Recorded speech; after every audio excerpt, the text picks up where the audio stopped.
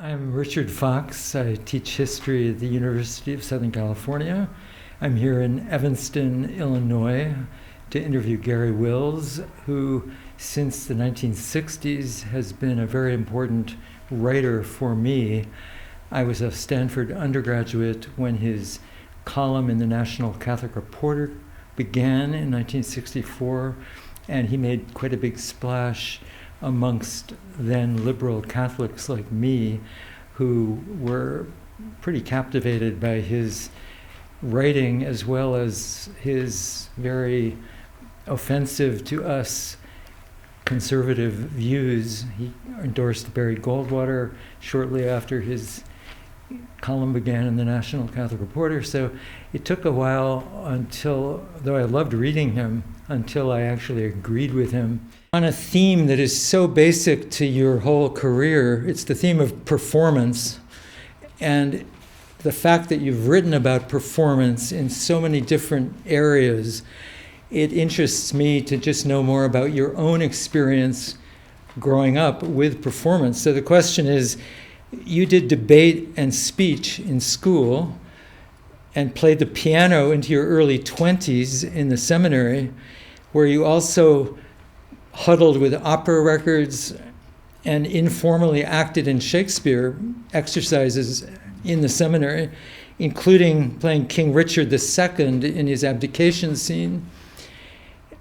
Did you keep playing the piano or acting ever as an adult? No, not really. But my interest in performance started in high school. There was something then called community concert. It was a very good national program, I presume federal funds. We had them visit the high school in Wisconsin where I was. And they were a very high-class act. The one that really stuck in my head was Todd Duncan. He's the original Porgy in Porgy and Bess. And I got to know whatever I could find out about him and followed him through the years until he died. He was a classical music teacher at Howard University. And when Gershwin had trouble finding an operatic-sized baritone voice, he went through various people, and finally someone said, "There's a music teacher down in Howard that I think you should hear." So they called him up and invited him up to New York. He had never followed Gershwin or popular music, and he was told to bring some music and go to Gershwin's apartment. So he went to it and was astonished to find concert pianos in 3 different rooms. Anyway, Gershwin told him to sit down at the piano and sing him some songs. I think it was a Brahms Lieder. So he played it and sang it. And Gershwin then said, "Could you come and stand in the crook of the piano so I can see what you look like when you sing?" And Duncan said, "Well, I'll have to take my music with me to sing it." And Gershwin sat down at the piano and said, "That's okay." Gershwin had heard it once. He knew it. So Duncan says, "That's when I knew I was dealing with a real musician." Anyway, Todd Duncan went on to get the part. It made him a star and someone who traveled on concert tours, not only taught at Howard. And I've learned that time how horrible it was for a black to travel in the South. They couldn't get hotel rooms. So they had to have friends put them up for the night. And I saw all the high moments and the low moments in his life. And that was one of the first times that I really followed a performer. In high school, well, in the same time, I was interested in opera music. And we had a Carnegie library in Adrian, Michigan, where I grew up. And I would go and check out opera records. they got to be very heavy in the basket of my bicycle, especially the magic flute. I had to go back twice to ferry it home. Me and my wife had followed opera. When the night we met, one of the first things we talked about was opera, and it turns out we were both fans of Rosa Ponselle. She had a right to be, I didn't. She had a right to be because Rosa came from her neighborhood. She was born in the Meriden Hospital like Natalie and my son John. But she was Ponzillo. Mm-hmm. She was from an Italian name family called Ponzillo. And Ponzillo sisters, Rosa and Carmen, had a vaudeville act, which went on the Keith circuit. And that was all the experience she had. Mm-hmm. And yet people heard this extraordinary voice on a vaudeville stage, and Gatti Casazza, the head of the Met, told Caruso, "You've got to come listen to this voice," because Gatti Casazza had already been there. Mm-hmm. So they both came there, and they instantly gave her a contract, though she had never been in an opera house that whole time when she was growing up. Mm-hmm. And she was very nervous at the audition, and yet Garry Casazza, who was a real risk taker, booked her to open the season with Caruso in La Forza del Destino. On opening night, Caruso came over and said, "I get kind of nervous on opening nights. Would you hold my hand?" They became instant pals because they were both from southern Italy. Mm-hmm. Most people were from northern Italy who came to America. And he called her Scugnizza, a Neapolitan for street urchin. Mm-hmm. Anyway, she became a big star. And at the height of her career, she retired. Mm-hmm. It was too hard. She didn't like the grind of mm-hmm. that. And she retired to a place outside Baltimore, which she called Villa Pace. Pace Pace was the mm-hmm. aria that she made her name in that opening night, when the critics went crazy. Where did this thing come from? Mm-hmm. Geraldine Farrar, the famous soprano, said, "When you try to rank singers, you've got to do two things just to begin. Weed out Caruso and Ponselle. I see. They're outside the combat." Yeah. So the only time I heard Rosa was when she came and played some tapes for us at Hopkins when I was teaching there. A friend of mine who was another opera fan on this faculty went and begged her to come and talk to us. Mm. So she did, and she brought along tapes of her audition for the Met mm-hmm. to sing Carmen. And that was what they were using to promote the movie of Carmen. And it's, she's in costume, she sings gloriously. And at one point, my friend who was sitting up front, signaling to the cameraman what to do, she shouted from the back, "Louder, louder, I had a big voice." And she certainly did. It's so great to hear about music. The role it's played in your life is bigger than probably most people know. And it's one thing, as you've already said, that really brought you and Natalie together from the very beginning of your relationship. You met famously, as anyone who's read any of your memoirs knows, on an airplane. And that very night, you rode in her car to Bill Buckley's house for a party, and you talked opera very early, maybe even on that trip. And you told me at dinner, at lunch today, that you didn't always agree with Natalie about particular singers, but you definitely agreed with her about Rosa. Well, I was really an outsider and a newcomer because I had been in a Jesuit seminary. She had been to the Met. She had been to operas. I had not. Later, we went many years to many operas. But the thing is, she was from a tight Italian circle in Wallingford, Connecticut, and Meriden, a neighboring town.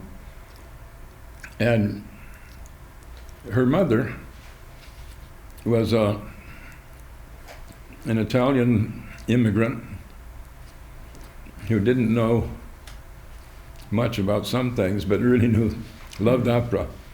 And when she finally opened her own dress shop, she would go into New York to shop for fabrics and things, and would take Natalie with her. And then sometimes they'd end the day at the opera. So Natalie was a kind of rare bird in her community. That was an old-fashioned Italian neighborhood. Her father didn't want the mother to drive or to vote or to do any of the things that her mother had to fight to do, and succeeded. Her mother was a marvelous seamstress, and that's why she opened her own dress shop, and she made the wedding gowns for practically everybody in that little community. When she came to visit us after we were married, and she was older, she was not yet retired from her dress shop, but the thing is, we had given my daughter a big playhouse, and Natalie was buying furniture for it, and Lydia, Natalie's mother, after whom my daughter is named, came there and in no time put up curtains for our house, saw the dollhouse, and made rugs and runners down the stairs and curtains. The whole house, like that, she had furnished. I want to switch gears a minute because performance has been one huge theme in all of your work, and it's connected to what you've been saying about opera and your connection to Natalie around opera. I'm really interested in another theme which comes up again and again, translation. You've been translating from Greek, you've been translating a little from Latin, so literally you've been a translator, but also your whole historical outlook has involved translating one culture to another. And your first big historical work, which won you the big prizes, the National Book Critics Circle Award and others, it's Inventing America. And you really insisted in that book on how we have to be historically informed about how words have changed. We have to take them in their original contexts and then translate into current contexts. Well, my biggest efforts at translation are St. Augustine, because your interpretation is, you can argue for by translation. Many translations of Augustine are inadequate because they don't take seriously enough his wordplay, for instance. He's a punner and a Gilded Age decorator of his Latin. So I tried to bring that out in the translations I did of various books of the Confessions and then of the whole Confessions. Although my work originally was in Greek. My dissertation was on Eskos. And of course the early scripture of the Christian church is all in Greek. They didn't know Latin. Peter and Paul didn't know Latin when they went to Rome. They didn't have to.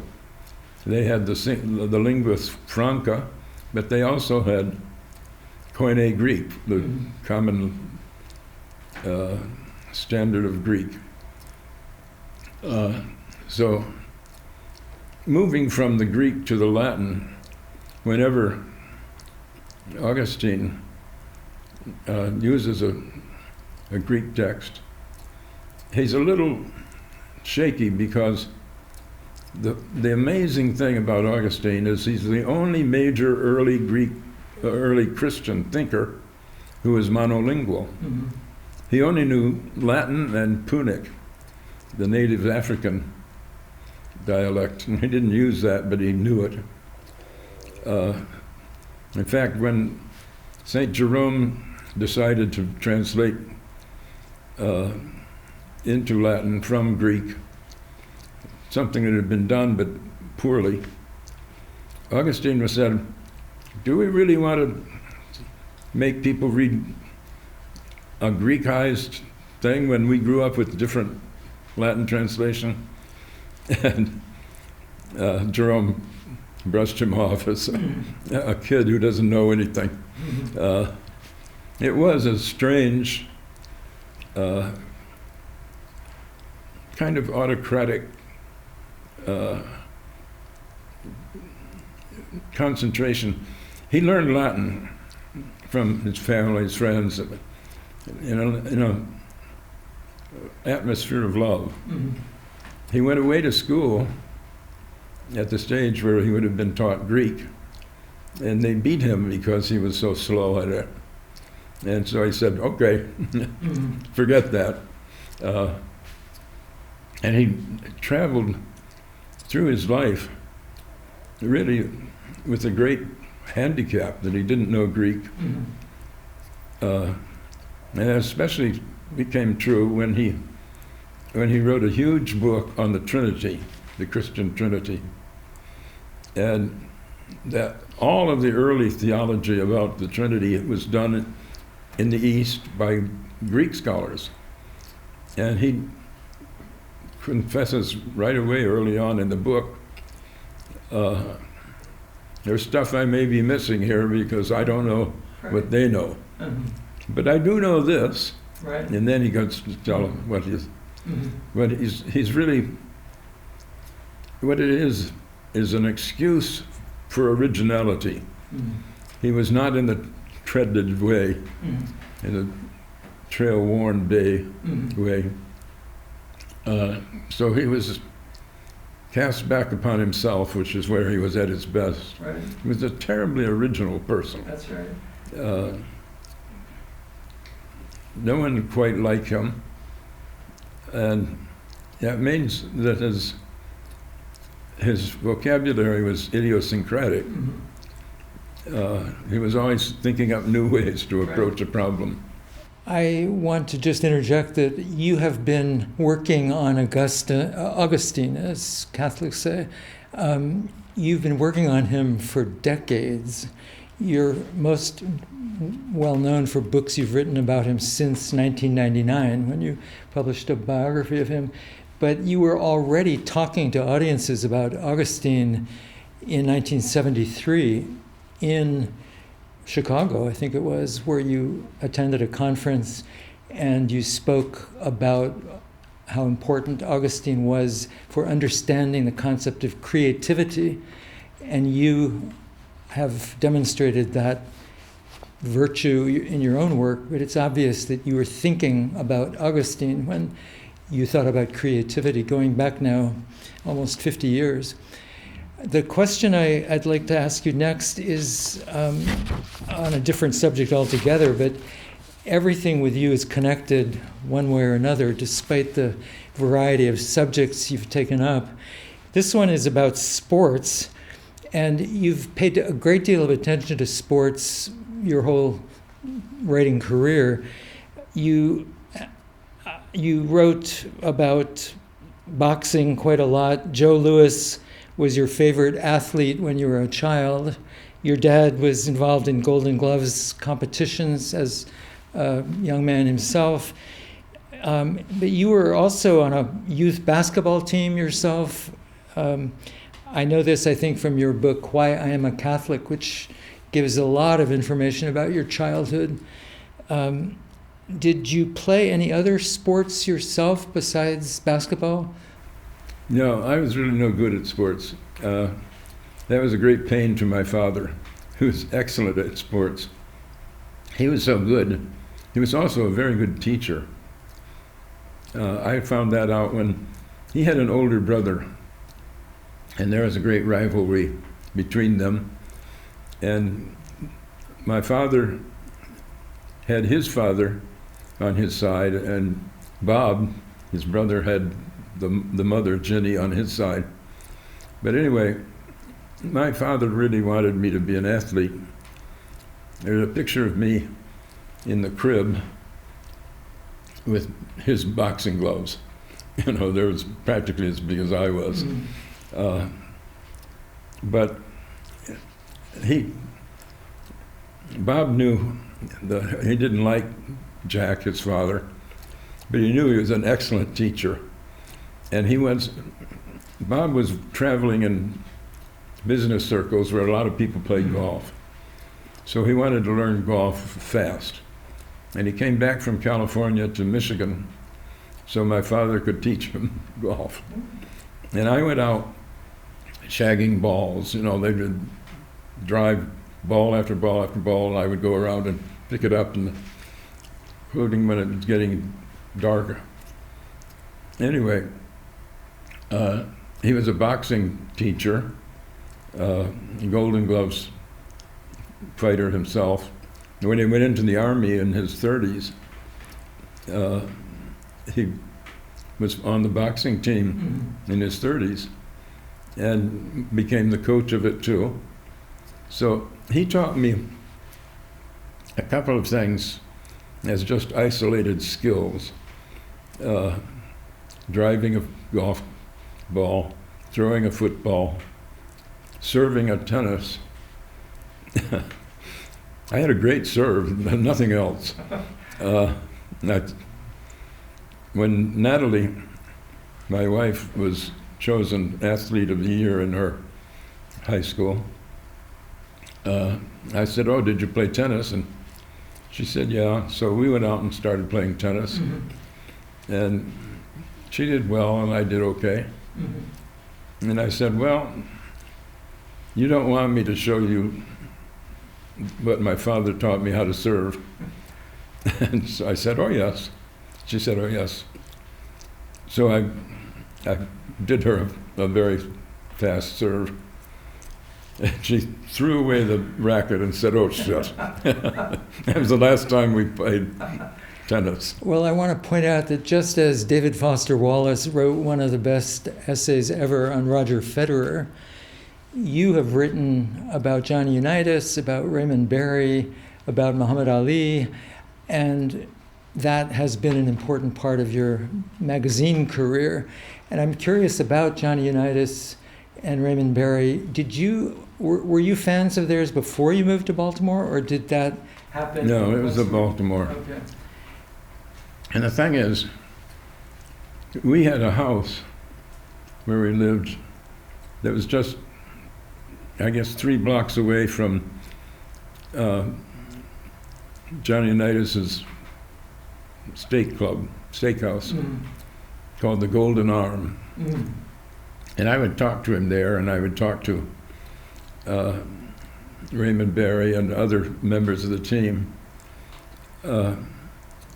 When I went to talk to John Unitas, I said, "You know, people claim that you and Barry must have had this kind of secret communication between you, because he could always find you and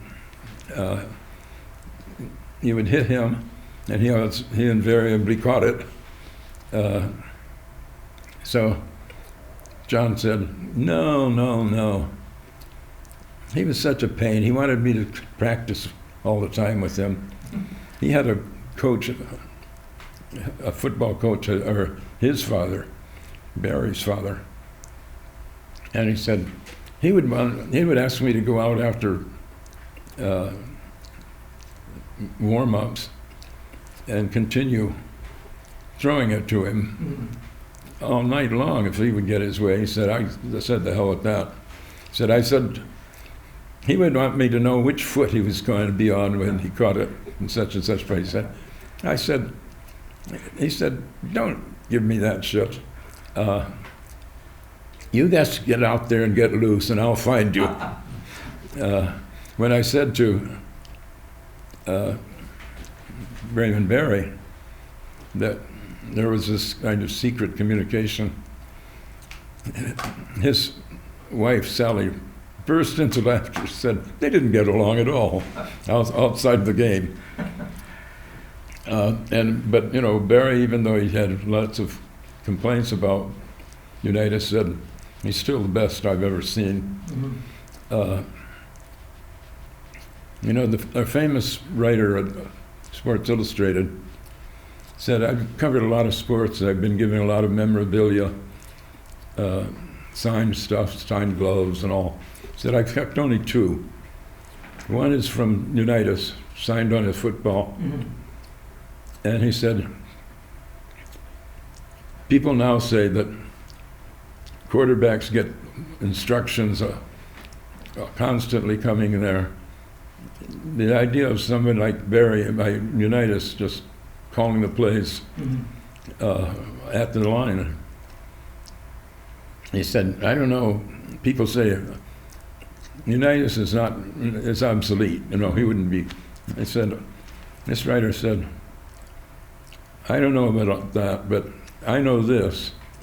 If we were playing the Klingons for rule of the universe, I would want Johnny Unitas in that huddle. I want to point out that a lot of people think of you as starting out when you were with Bill Buckley at the National Review and you were writing about high culture, that is, plays and high music events. But in fact, even back then, you were writing about popular culture too. And so there's been a crossover for you all the way in your career with popular culture, especially film as your career developed, but lots of other topics within popular culture. You were really interested in TV when your column started, your syndicated column in 1970, in which case you actually wrote 2 or 3 columns a week for over 30 years. So that's piled up into thousands of columns. And I just want to point out for any future biographers who may see this video that they've got to read your columns. I mean, the columns say a lot about what your daily life was like, about your relations with your kids and Natalie, other subjects that don't come up as often in your magazine writing or in your book writing, although they do come up there as well. But I'm curious when your family of origin first got a TV. When were you, as a kid, watching things on TV? When did that start? And then what magazines or newspapers did your parents get when you were a kid? When did your kind of knowledge of magazines begin taking off? Well, I grew up in Adrian, Michigan, and we didn't have a newspaper. We had the Toledo Blade, nearby town. But there were not books in the house. And of course I listened to radio as everybody did then. But my mother was open to cultural things. My father wasn't. But we didn't have many. We got the Reader's Digest, and I think that was all. All of my interest in what might be called culture came from school.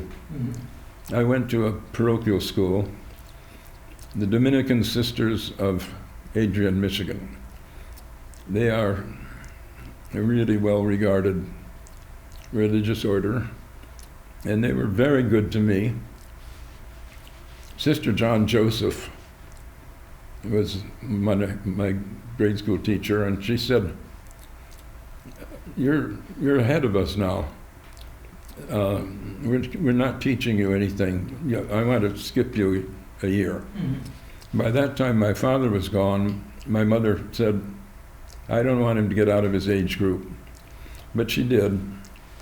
And then, because my father was in the Army, we had to rent our house and move back to Albion, Michigan, where we had another house, a boarding house for the college students.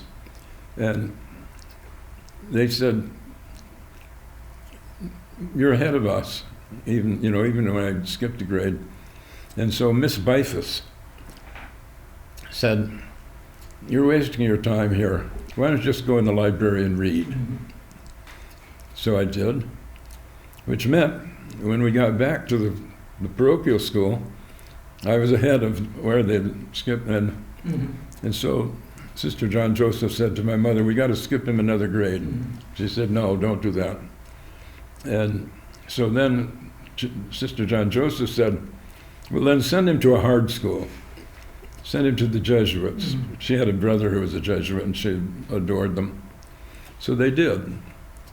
And that was such a lucky break for me, because we were taught by scholastics, as they were called, halfway through their long training as Jesuits. For 3 years, they take out and teach school. Now they don't have a big supply of people coming in of Jesuits, so that's disappeared by the time of my son's school to the Jesuits. But these are young guys, very interested in their work, loving it. And so they would say, well, if you like opera, we can have a little informal class on it. And they said, you have heard of encyclicals, let's read some, which came in very handy later on. But those jumps up, taking me into a whole different world. Yeah. I was really fascinated to read in one of the chapters, you let me, draft chapters I've read from your new book, that right at the end of World War II, you did read, or at least see a picture in the Toledo Blade. So your family wasn't subscribing to it, but you had a friend who delivered it. And so you actually saw something pretty big when you were you were born in 1934, so you would have been like 11 years old maybe, when you saw something in the Toledo Blade. Yeah, but we really didn't read anything except the sports, my friend and I, when we opened the Toledo Blade. That was a striking first page about the atom bomb, so that got through to us, but nothing else. Okay, so the atom bomb was actually something you knew about right away. Well, I went home and asked my mother, what is this? Yeah. She said, I don't know. Where'd you hear about it? And I said, Toledo Blade. Right. So from then on, we started learning more about it, as everybody did at the time. Well, this connects to my next question, which is, what's your earliest political memory? And in a way, that's it, the news about the atomic bomb. I'm also wondering, just in a general way, when you first saw an elected official in person, when you first met one, when you conversed with a major politician, maybe before you covered the presidential campaign in '68? No, I didn't meet any. The only celebrity I met, actually it was when I was in the seminary, but I was flying home for a break, was Carl Sandburg, who got on the plane. Oh, right. That's the first celebrity I'd ever seen. Well, not quite. Todd Duncan was a celebrity to at least some people. Right. The Trapp family was a celebrity. They played on the community concerts in our school long before Sound of Music and all that. So, did you actually talk? No, I didn't. I'm trying to think. I was assigned to Chuck Percy to do a piece for National Review. Senator from Illinois. and I went and interviewed, not only him, and him went with him onto the floor, but other people in Chicago and around, and that was the first time I really had done that. The other, the other celebrity I saw was Jimmy Hoffa, and I suppose this is how I should have answered your first question. When did I first see a political celebrity? I first saw two at the Hoffa hearings. JFK, who was on the committee, and RFK, who was the counsel to the committee. And I was sent down. Bill Buckley wanted me to move out from drama criticism. He first, when he offered me a job, he was a drama critic, because I was working on Greek drama then. And I said, I can't do that, I'm going back to graduate school at the end of the summer. And he said, well, why don't you go to the Hoffa hearing and treat it as a drama? So I went there, and the first day I got there, they closed it up. At the end of the questioning, quite interesting questioning of Hoffa, Bobby Kennedy said, Mr. Hoffa, you have the power to be a great blessing to this country or a great curse. And Hoffa said, I'll try to live up to both responsibilities. But then they called off the hearings, and I called up Buckley and I said, nothing to cover. He said, oh, well, come back. We're having an editorial meeting out in my home in Sharon, in Stamford. So just catch a train to Stamford when your plane gets in. And I sat down, started reading, and the stewardess said, you're too young to be reading that book. We were both 24, and it was The Two Sources of Morality. By Bergson, Henri Bergson, the author of Two Sources. So my first meeting of celebrities, first seeing them, was cut short by one day. That's a story you've told in several places, the amazing fact that you met Natalie, who then became your wife and became your source of a lot of things, and who played a major role in your whole career by doing a lot of the managing of your travel and other things. I wanted to ask you about that Buckley encounter, the first one. You've alluded to it already. You initially turned him down when he offered you the job of drama and music critic or editor at the National Review. As you said, you wanted to finish graduate school and teach, you told him. But you said this in an interview in 1974, he made such a flattering offer that you finally agreed to do it. And I wondered if you remember it and can tell us what was the flattering offer that Buckley made to you to make you change your mind? Well, this is a whole aspect that I haven't touched on here. I was not very political. My father was very conservative. His father was very conservative. In fact, his father sent him one of those Roosevelt coins, the coin that had FDR on it. He sent it to him for Christmas in a big sock, stuffed full of those coins, and said, see how long it takes to get the stink out. That's how conservative they were. Now, I was conservative in the sense that all Catholics were very anti-communist. We used to have a special prayer at the end of the Mass for the conversion of Russia. So I was conservative in that way. But my interests, other than that, all came from that high school, Jesuit high school, where a lot of interests were awakened, and especially in singing, and especially in opera. So that was the only political background I had. Otherwise, it was just try to learn as you go. Natalie was more liberal than I on this and other things, and she made me catch up.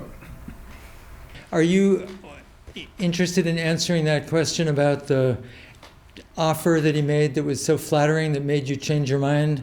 You told him that you weren't interested in the job first, Bill Buckley, but then in 1974 you told an interviewer that Buckley made such a flattering offer that you changed your mind, and I was curious about what that flattering offer was. Well, I don't know about changing my mind so much. I was very impressed by him because when I was in the seminary, I couldn't publish anything, and so I had a pile up of things that I wanted to write about, and I wrote down 4 magazine articles and sent them out the minute I left the seminary. 3, I didn't get an answer.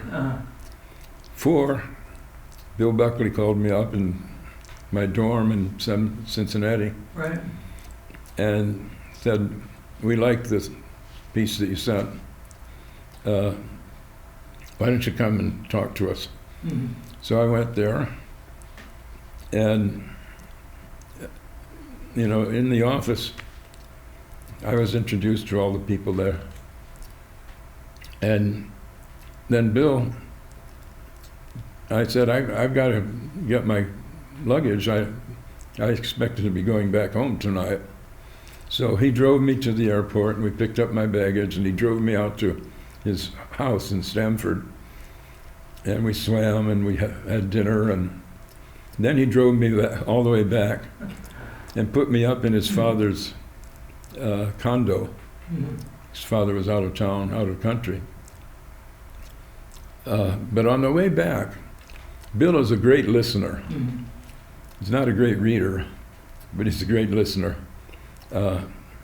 He asked me, "Well, what do you want to do now that you're out from the seminary and exploring things?" And so I said, I want to write a book about Aeschylus, which I did for my dissertation. I want a book about Chesterton, because at a time when I was very depressed in the seminary, I read his teenage writings, which made him very depressed and wanting to get out of it. So I wanted to go read those papers, which were only selectively quoted in Maisie Ward's biography. And what was the third one? I can't recall right now, but anyway, he listened to me just going into why, I wanted to write a book about Shakespeare's Fools. And he said, "Well, I think you can do that and write things for us." So that was what made me realize that I should go along with that. I see. And the anti-communist, his first question was, "Are you a Catholic?" That mattered a lot to him. And that would matter a lot in my own work. But largely it was a matter of personal response to him. He went around trying to find young writers, John Leonard, Joan Didion, Renata Adler. They were all there because I think they were all impressed by Bill. And for some time, people at the magazine, Burnham and Meyer and others, didn't like what I was saying, Right. and wanted to kill it. And Bill stood by me I know, yeah. until finally he couldn't. Mhm. Right. I wrote him a piece called, I forgot what it was called, but it was, I said, there's no conservative reason for us to be in Vietnam. Right. And he wrote, I think John has the letter, that he couldn't tell that to his Right.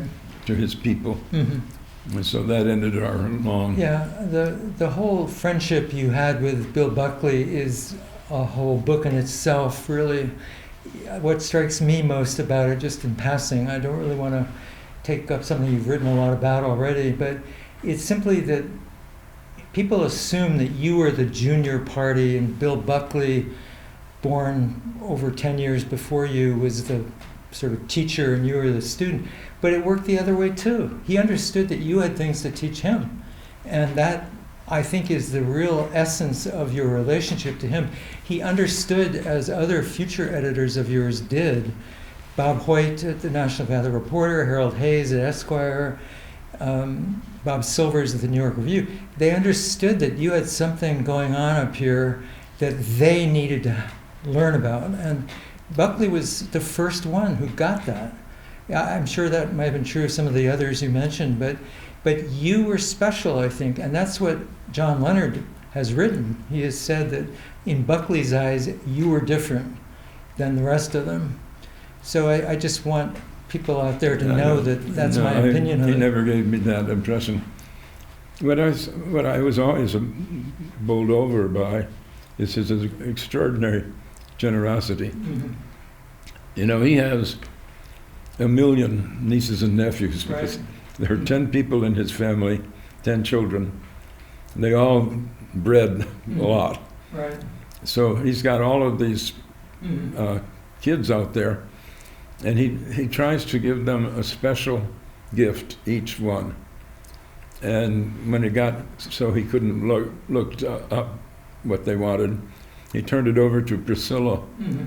his sister, who was an extraordinary person, and she would send out questions, you know, to friends and relatives. What does Jimmy really like? Right.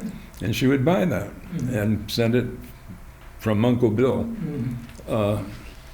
So it was, whenever we argued, and we did a lot, I always said, that despite our disagreements, he's still the most generous person I've ever met. Right.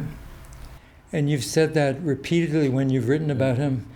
I wanted to just ask you, all of those editors I mentioned have had a big part to play in your career, but the people that aren't as well known as those editors are your agents.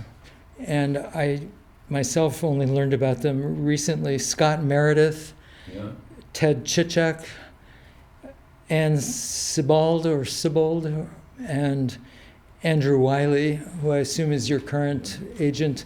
And I'm curious whether, actually Andrew has been your agent for over 20 years. And so I wonder if any of them played a role similar to what your editors played, including editors of books like McCormick at Doubleday.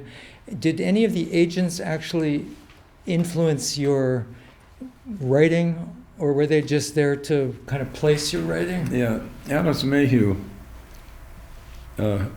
affected my Lincoln book. She said, you need to place yourself at Gettysburg before you get, Right. Lincoln gives the address. Mm-hmm. So I wrote a whole new introduction, and that was very important. Good, I to didn't the know that. book. But that's similar to a role that your other editors played. She's an editor at Simon & Schuster, or was. And I'm curious about the agents, if any of them took a kind of intellectual interest in your work. Not much. Okay. Ted Chichak was an opera fan, so we went to operas together. But no, mainly it's editors who searched me out, and then the agent Right. Mm-hmm. adjusted the relationship. But Ken McCormick, for instance, I had a book under contract, and he came to me, and he was at Doubleday, and said, "I really like your work, and I'd like to be your agent. I mean, your editor." Mm-hmm. And I said, "Well, I've got this contract." He said, "I'll try to buy it." Oh, okay. And he did. Wonderful. And then he was really encouraging various things that I brought up, but mainly it was what I brought up that he would want to back. Mm-hmm. But no, it was editors, Mm-hmm. magazine editors especially. Right. Harold Hayes Mm-hmm. had a tremendous influence. You know, editors sent me to places that I would not normally have gone, Right. and Harold was very good at that. Mm-hmm. He's the one who sent me to Jack Ruby. Mm-hmm. Wanted me to write about Jack Ruby. I forget now why. But anyway, when I arrived in Dallas, they had just announced that he had cancer and there would be no interviews with him. Mm-hmm.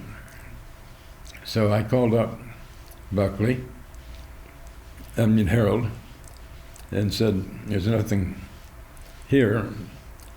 And he said, "Well, what about all these tapes that you tell me you've been listening to? Is there a book there?" And I said, "Yeah, it probably is. I mean, an article there." Mm-hmm. Then, when the article came out, another of my heroes, Dorothy de Santillana, called me up and said, "I read your Nixon piece. Mm-hmm. I wish you would do a book on that for me." And I said, "No, I don't think he's going to win, so I'm not that interested in him beyond this article." And she said, "Well, would you come to New York?" She's in Boston, I'm in Baltimore. "Would you come to New York and have dinner with me?" And so we do that. And at the dinner, I said, "Well, I don't think that Harold Hayes will let me do this because he signed me up for 4 articles a year at Esquire." And she said, "Oh, I can handle Harold." And she did. Mm-hmm.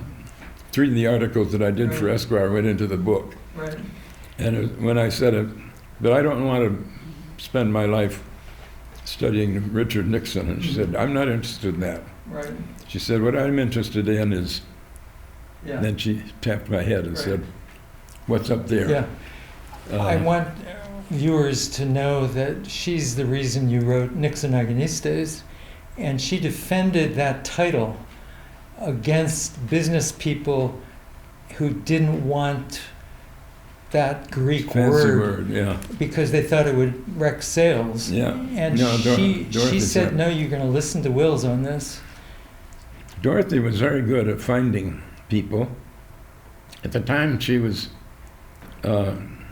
editing me, she was editing, oh God, the novelist Stone, New Orleans, and Halberstam, Mm-hmm. before the best and brightest Halbers. Mm-hmm. The thing about all 3 books that she had coaxed out of us, and we got interested in each other because of Dorothy's Mm-hmm. praise.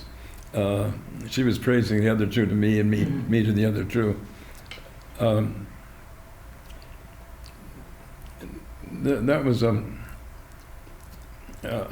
something that she would have the trouble of finding these people Mm-hmm. and getting us for a reasonable advance, Mm-hmm. not exorbitant, but reasonable, and then making the book earn its advance and more.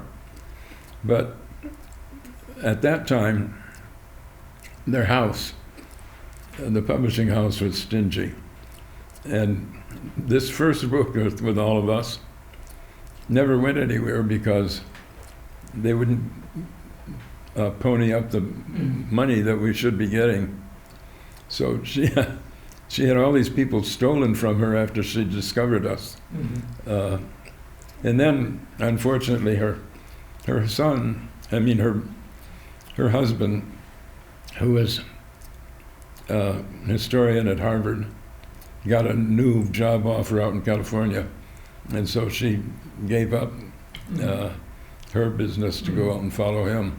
Well, I just want to mention in passing that Nixon Agonistes, which came out in 1970, had a big impact on me and on a lot of people I know my age.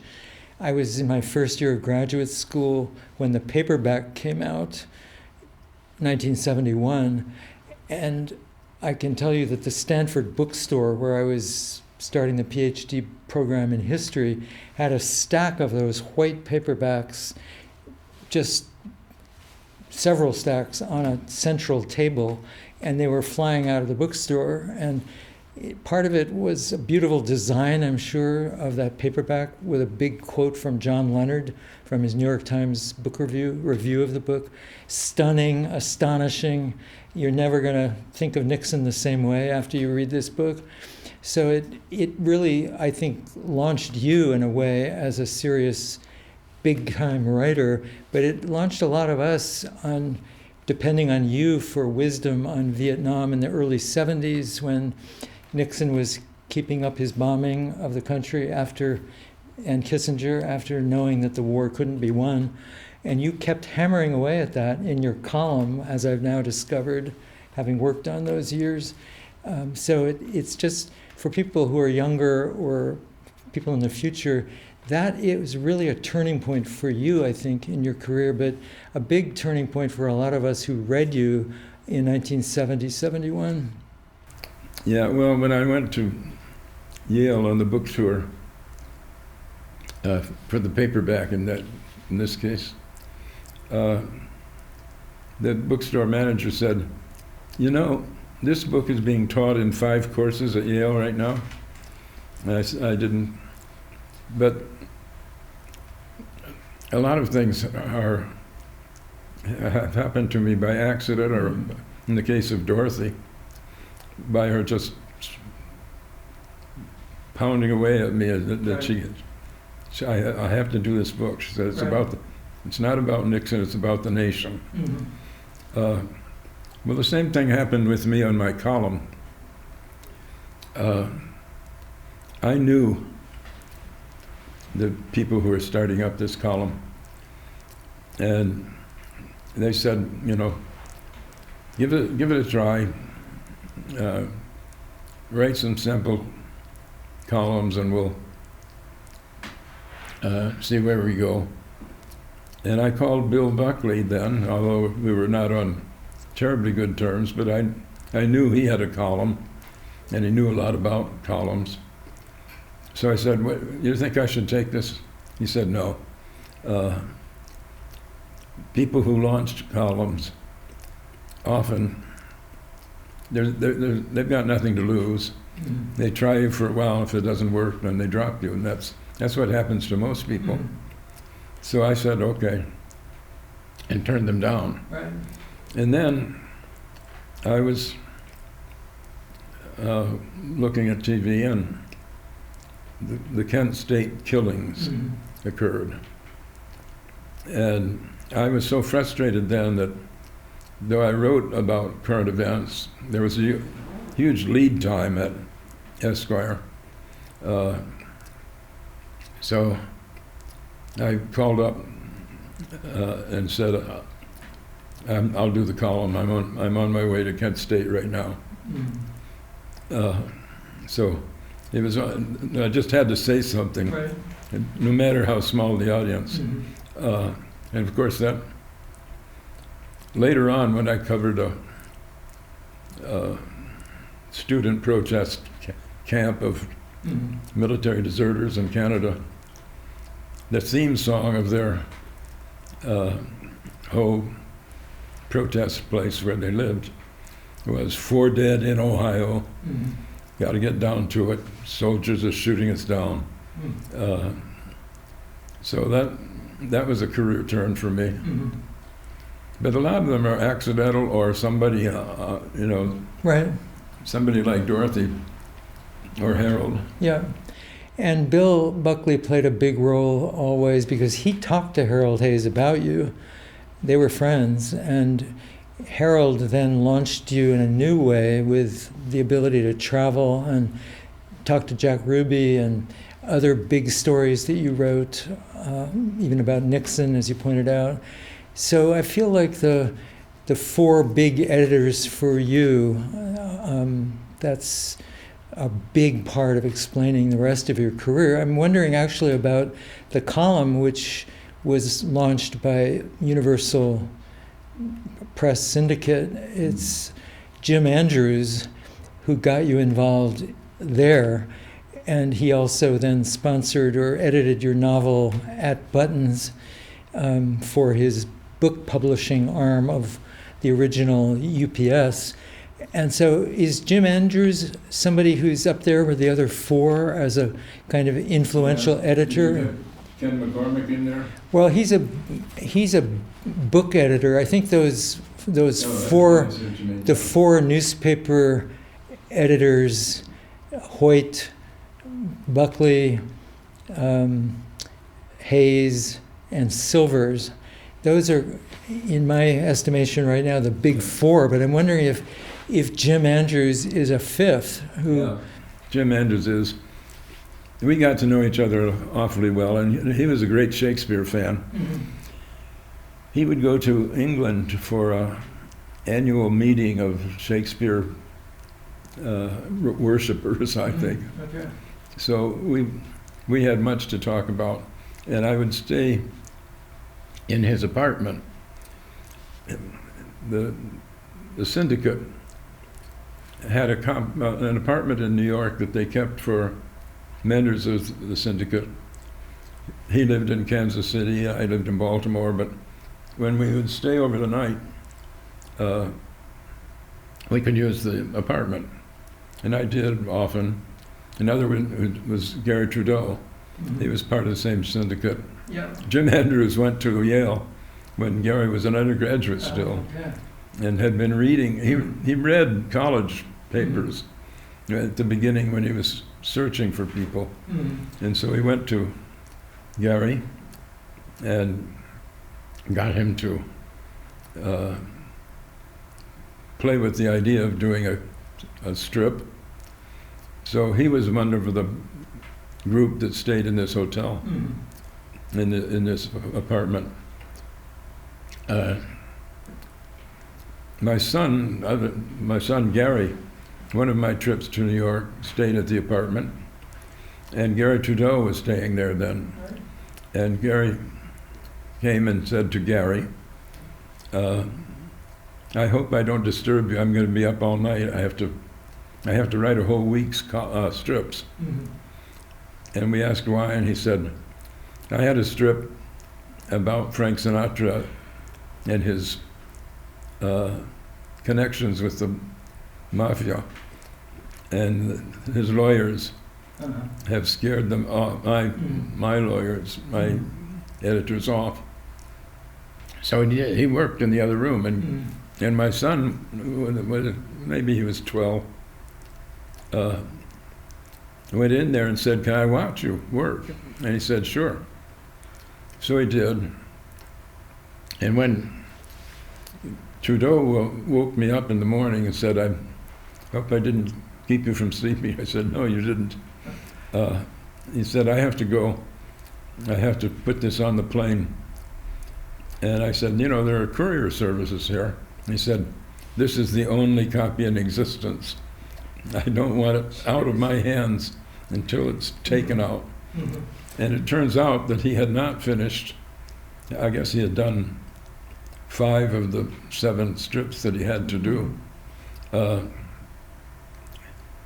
And so he went off to put it on the plane. Wow. I have to interject that you wrote an introduction to a book version of Garry Trudeau's cartoons, came out in probably 75 or 4, somewhere around there. And that introduction is the best thing I've read on Garry Trudeau. So I just want to call it to people's attention who might not know about that piece of yours. Garry, of course, has branched out in all kinds of ways into TV and wrote a novel, a series and a sitcom. He's really... One time, he was going to the South Sea Islands, and he asked me to go along. He would do the drawings, I would do the writing. Wow. And I said I can't, because I had other things tied up. So I forget who it was. He got someone else to do it. Nick von Hoffman. I see. Yeah. I want to bring up just the last of those 4 big editors. Now Jim Andrews is number 5 in my book, having heard what you have to say about him. But Bob Silvers at the New York Review caught on pretty early after Nixon Agonistes. He asked you to review books in 1973, and you kept writing reviews and essays for Bob Silvers into the 21st century. And so he is just a major figure in boosting your stature among other intellectuals. I've read some of his letters about you in the New York Review of Books papers at the New York Public Library, and he was always telling people, like newspaper people would call him up and say, "What can you tell us about Garry Wills?" And so there's a fascinating theme in his whole career of telling newspaper men about how important you were to the New York Review. So important, I'm wondering if you've written more essays and reviews for the New York Review than any other single writer. I don't know, but if you're not, you're very close. You've written over 250 essays and reviews for the New York Review from 73 to 22. And so it's a massive output. And I'm just curious what comments you would have to make about Bob. Yeah, well, Bob puzzled people because they didn't quite know how he assigned things. People would suggest ideas to him, and he often didn't take them. Of course, he was omnivorous, reading other things. But the way he would assign normally is to send you a book, The Galleys, and say, "Does this interest you?" And if I said yes, then he would send me 5 books that's dealing with the same subject. And that became famous at New York Review, that you're really reviewing a life's work. So he also liked to surprise you and to hunt you down if you traveled. So almost every time I was in Italy, I'd get a call from Bob. Sometimes asking me what shows were going on that were interesting. Sometimes saying, "While you're there, could you look up such and such?" I'm interested in the Humanities Medal that Clinton gave you in 1998, I think it was. And I wonder if you had a private conversation with him at that time, With Bill? or Hillary, or both. And if so, can you tell us what you said to each other? Hillary, I got to know very well when she was in Arkansas. And we were very friendly. I was invited many times to her sessions in the White House. I liked her a lot. We got along well. When I was covering her in Arkansas, she got together with a friend and they were reminiscing teaching at the law school there. And one time, when they were there, Hillary was called by somebody who knew she did a lot of pro bono work and said, we have a woman in jail here, a black woman in Arkansas jail, and we're not getting any representation of her. Could you come and since they only had one car between them then, Bill and Hillary, she knew a student who had a truck, and she said, could you drive me over to this neighboring town? And when she got there, they said, the woman is in prison because she's preaching on the street corner and people think it's a nuisance. So she's been picked up for public nuisance. And nobody's communicating with her even until this guy who wanted Hillary to try. So she went to the judge, and first she went to the woman and said, now you're saving souls here in Arkansas. Where are you from? California. Don't you think there's some souls in California that could be saved? She said, yeah. And then Hillary said, if I can get the money to buy you a bus ticket back to California, would you go? And she said, yeah. So then she went to the judge. And the judge, would be glad to be rid of her. Mm-hmm. So they negotiated it, and Hillary collected the money and sent her out. But the thing is, when she's telling me this story, she does all the accents. Mm-hmm. Southern judge, mm-hmm. Black woman. She's a natural mimic. Mm-hmm. And people told her, for God's sake, don't do mimicry, because she said I could stand by my man, and that got her into real trouble. Yes. So they all said, don't do that. Hillary was very modest. Mm. When I was covering her, she said at one point, I'm not a very good speaker, which was true. Right. She said, what can I do about that? And I said, well, I don't know.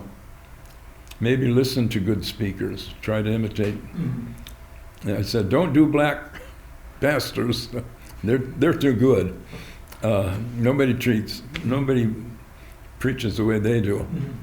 But she said, well, whom would I imitate? And I said, well, Cuomo in New York, the governor of New York. Mm-hmm. And so she said, okay, I'll give it a try. And sure enough, one of the next times I saw her, she said, I've been listening to Cuomo. And you're right, he builds it up, right. Makes it all very plain, mm-hmm. but begins not expecting anything from the audience until she can ingratiate herself with the audience, and then give the punch of the point of the speech. You've written about so many presidents, and the obvious question in my mind is, did you ever consider writing about Carter? You knew him personally. You'd flown on his governor's plane with him in Georgia. Is there maybe something about how you knew him too well, actually, to want to write a book about him? I'm sure somebody must have suggested that you do a book on Carter. Well, once you do presidents, mm-hmm. then agents and editors and others ask you to do. Right. So I was asked to do every president after. And Alice Mayhew was one of those who asked me to do, I forget whom. Uh-huh.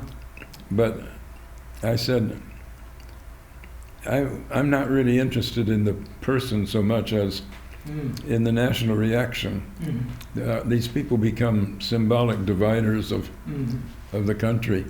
That was the case with Nixon and, right. And of Reagan. And she said, well, isn't there another person who could divide the nation that way? Mm-hmm. And I said, yeah, I suppose, John Wayne. Mm-hmm. So she commissioned the John Wayne book Right. while searching for another president book. Mm-hmm. Is the Carter kind of symbol important after his presidency? I mean, is he Oh, well, he's been such a wonderful ex-president. Right. I had dinner with him just before his last cancer thing. Mm-hmm. I was down teaching a course at Emory in Atlanta, and he keeps a very close track of what the university is doing. So he invited me to come and see him. And it was very, very good time. And I really admire him and kind of realize that he had certain problems dealing with people. I knew that when I was invited to a Wyoming set of speeches with Carter as the big draw as in his ex-president's time. And I was on the dais with him when he talked to the students in the afternoon. And one of the students got up and said, "How did you feel as the person responsible for the laws of a whole nation when your daughter broke the law?" And he said, "I have never been prouder of her." He said, "If you students can't speak your conscience, when will you? Later on, you're all going to have responsibilities, jobs, careers. It'll be harder to speak. Now you have comparative freedom. Why aren't you using it?" They loved it. That night he gave a big speech in the gymnasium of the university, and it was packed. I don't think there was anything else happening in Wyoming that night. Anyway, he got up there and started reading from a text about love in the Gospels, etc. His Sunday school teacher coming out, and everybody was just kind of shaking their head, and people started slinking toward the doors. And he was emptying the place out. So there you had the two Carters, that afternoon show and the evening show. So he's interesting, but he's not the kind of figure that I was anxious to find. I'm curious, I thought of asking this a little later, but I want to ask it now just because Carter is, for a lot of people, a kind of prophetic voice in his post-presidency. And the big prophet, I think, in your book, in America in the late 20th century, was Dan Berrigan, and actually both Berrigans. But Dan is the writer prophet. And I wondered if you could just comment about the importance of Dan Berrigan for you, and if I'm right that this is sort of your main prophet, the guy who most inhabited the prophetic role in the late 20th century United States. Well, I got to know Phil before I knew Dan. Phil had started Jonah House, a kind of religious retreat place with a core of people who lived in the house. And I would visit the house and go with them on some of their actions. For instance, on the Feast of Holy Innocents, shortly after Christmas in the Catholic liturgy, you remember the innocent children killed by Herod, and they would go put on a demonstration in front of the big boy, the model of the atomic bomb that is in the Air and Space Museum there, and I went with them. And so Liz McAllister his wife, was a good friend of the Chichak family in Chicago, because Phil and Dick Chichak had been classmates at Holy Cross College. So when Natalie and I came to Chicago and went to the Catholic Center, Shield Center for Mass, Nancy and Dick were there. And Nancy came over and said, "Oh, we know about you, so you've got to come have dinner with us," etc. And so I invited Dan to come speak to my students. He had always been a prickly Jesuit.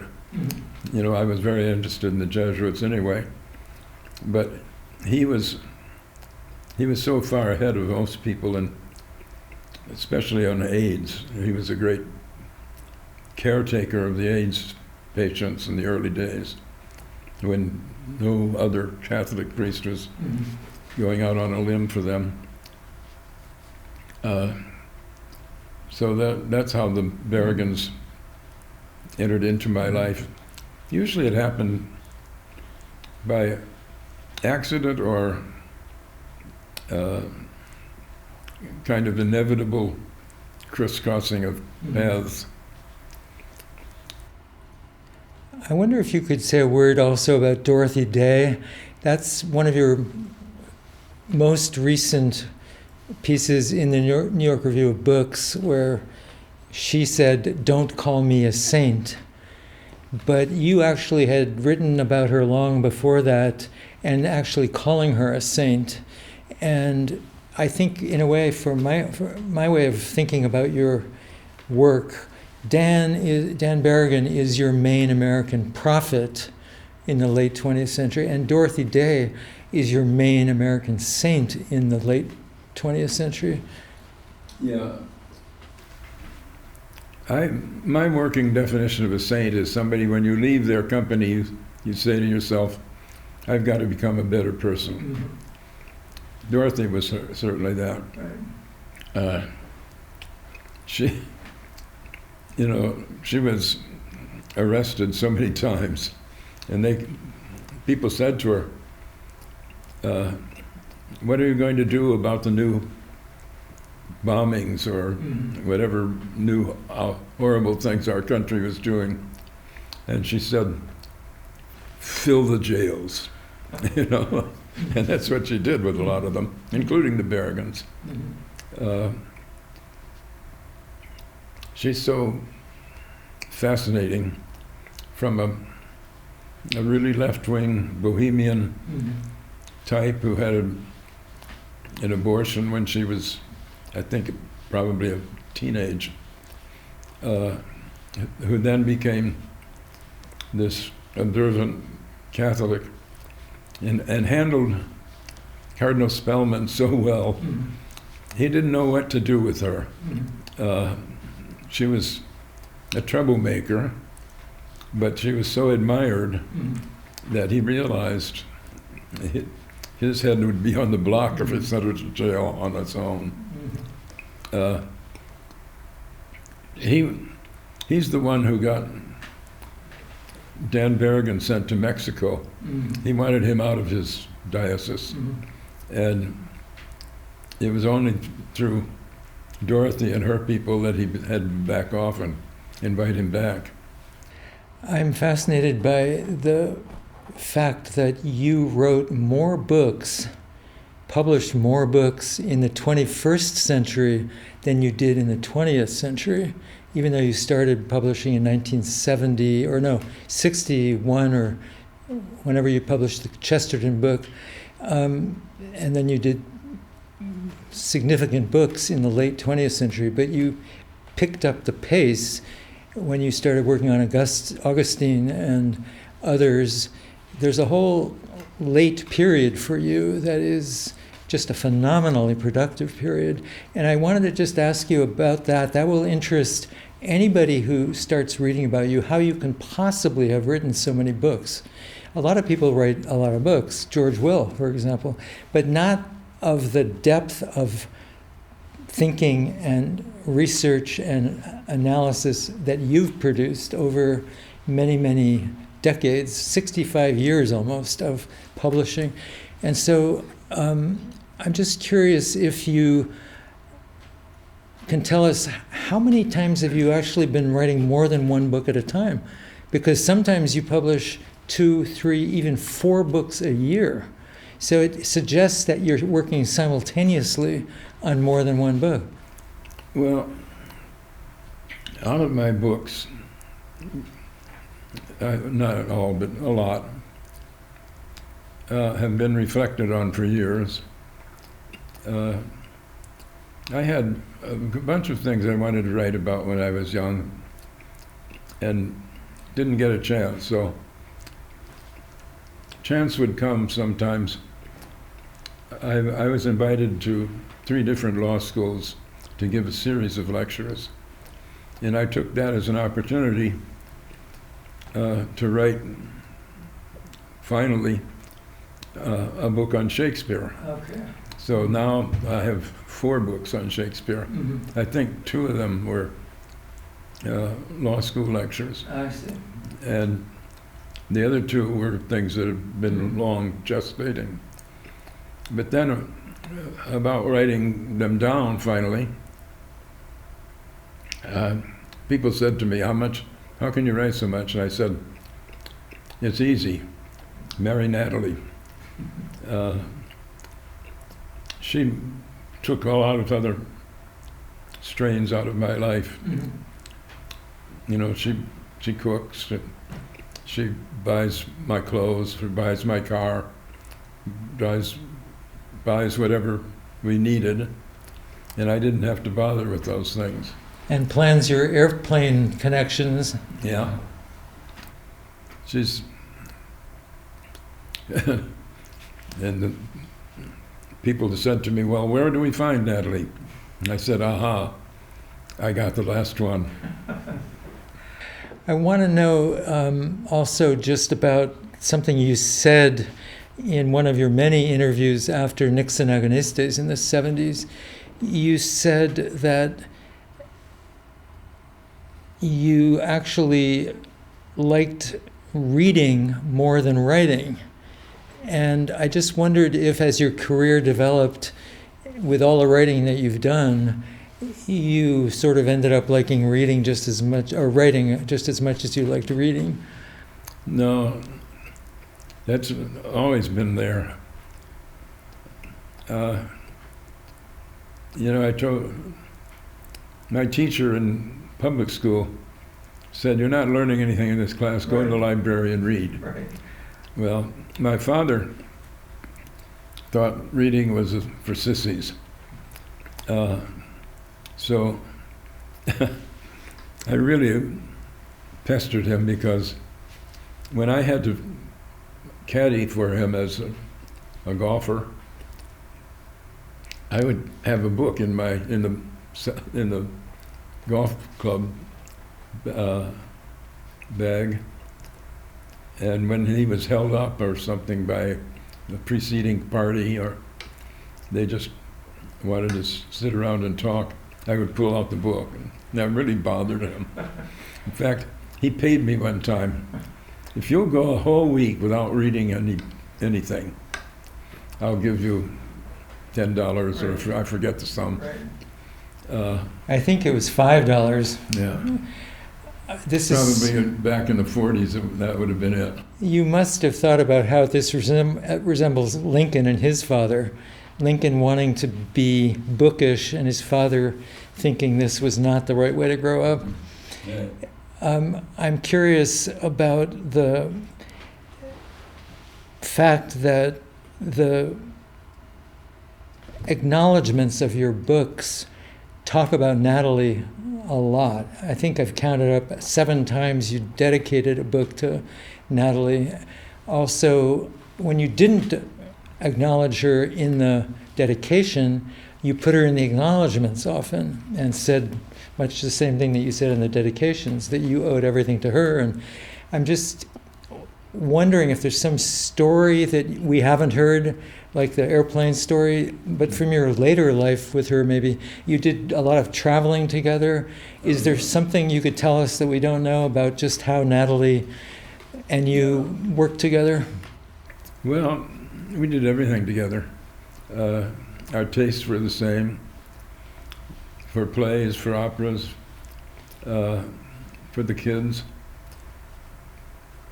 So however many times I acknowledged her, it wasn't enough. Right. She was always my first reader and the most insightful. Even when we ended up disagreeing, she would turn out to be right. I want to give you a chance to just say a word, if you want to, about an article you've already published in the New York Review of Books. I think it came out in 2019, in which the title has to do with your own overcoming patriarchy slowly, waking up to the real suffering that men had caused women, and you hadn't understood that until Natalie, when you were first teaching at Johns Hopkins, took exception to the way you treated a female student. You came home from work and told her the story of what had just happened in your classroom. And this will be in your new book, too, Experiencing the Human Rights Revolution. But you've written about it already in the New York Review in 2019, so I can refer readers to that, or viewers to that publication. But maybe you want to say a word about that? Well, when I went to work at Johns Hopkins, it was a different university then than we have now. It was very much the teacher is the boss. And I was trying to go along with that because I was fairly young to be teaching graduate students. They're almost my age to begin with. And so my first graduate seminar was in Homer, and this woman student, which was unusual then to begin with, just couldn't agree with me. I forget on what now, but I tried this argument and that argument, and nothing seemed to work. And finally I quoted Samuel Johnson saying, "I've given you an argument, I can't give you an intellect." And I came home and said, "Ho, ho, ho, wasn't that smart of me?" And Natalie said, "No, it was vile." So she taught me as usual. And as you say in that article in the New York Review, you learned a lot right at that moment. This is in the 60s, but you also took a long time to really understand the ramifications of what Natalie had already told you. And well, as I say, we went everywhere. We were especially happy to be in Italy, where all Natalie's relatives are from, or in Japan, or in Israel. You know, everywhere we went together. I liked the way she connected with people and what she said. For instance, when we were in Japan, the Japan Society was our sponsor and produced a bunch of celebrities for us to meet. And they talked to us, and Toru Takemitsu, the musician, was there, and he played tapes of things that had not been issued on record yet. And one of them, he visited America, and he wrote a Long Island suite. And Natalie went up to him afterward and said, "I loved your suite." And he said, "I'm so glad I designed it myself." And she said, "Oh, do you design all of your clothes?" And went on, unfazed. well, let's leave it with Natalie. I think this is the appropriate theme to end on. Thanks again for all Yep. you've had to offer. We can keep talking off camera. I think we could keep talking quite a long time. So here it is, October 22nd, 2022, and thanks again. Thank you.